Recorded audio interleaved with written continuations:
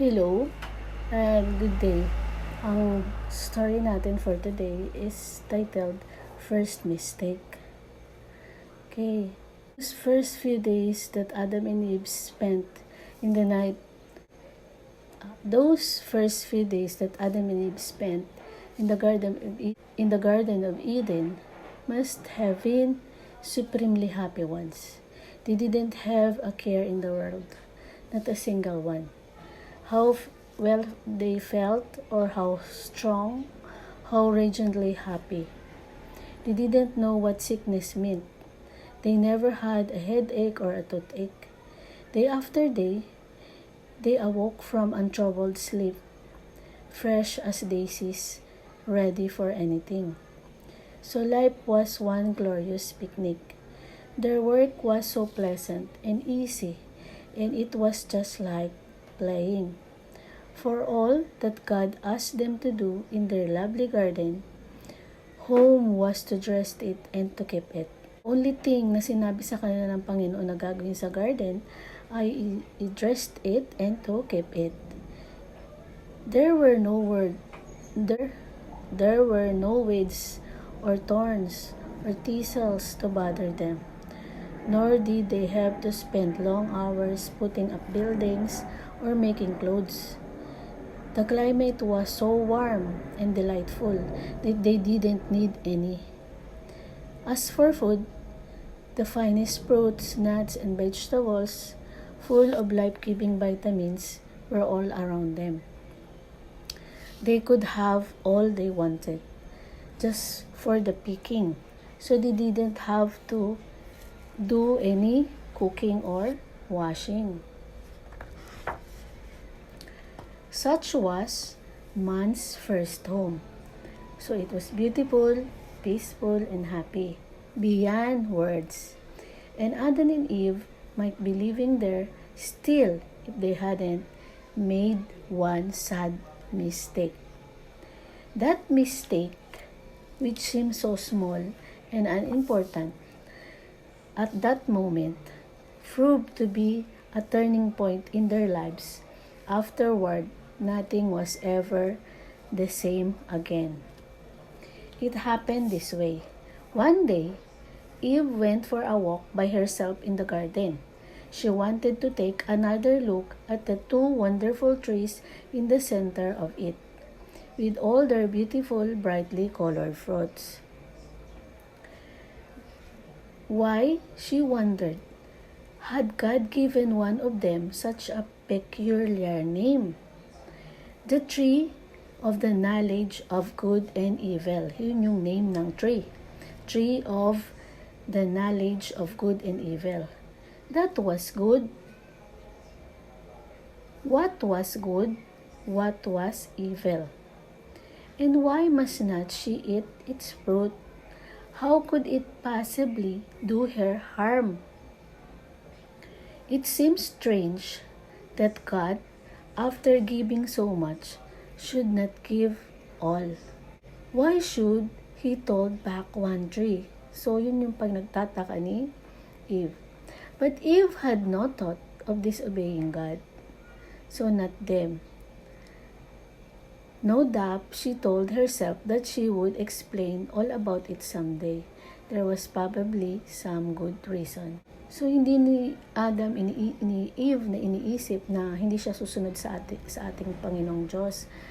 Iniisip niya na siguro darating ang araw ay ipapaliwanag din ng Panginoon kung bakit hindi nila pwedeng kainin yung bunga ng tree of good and evil.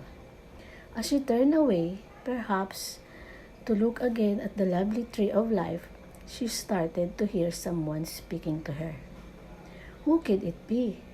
So the only voice she had heard up to now had been the voice of God and the voice of Adam. Now someone else was speaking. So astonished, she looked this way and that, but she saw nobody. Then she noticed that the voice was coming from a serpent. So how remarkable, an animal that could talk. She waited to see if it would speak again. So it did, and its voice was so friendly and pleasing that any fears she may have had disappeared.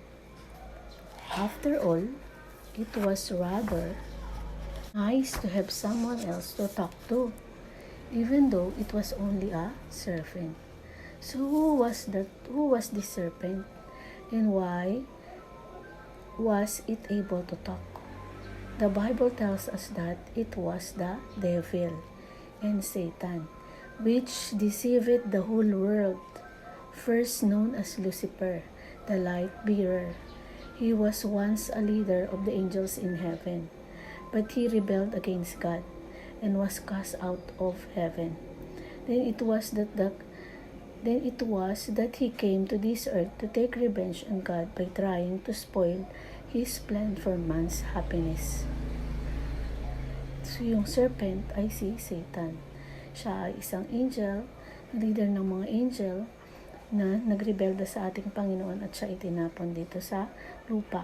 Siya yung nagtatry na sirain ang magandang plano ng ating Panginoon sa ating mga tao. Of course, Eve did not know all this. Not then. If she had, she surely would not have listened to this. So, hindi alam ni Eve si Satan.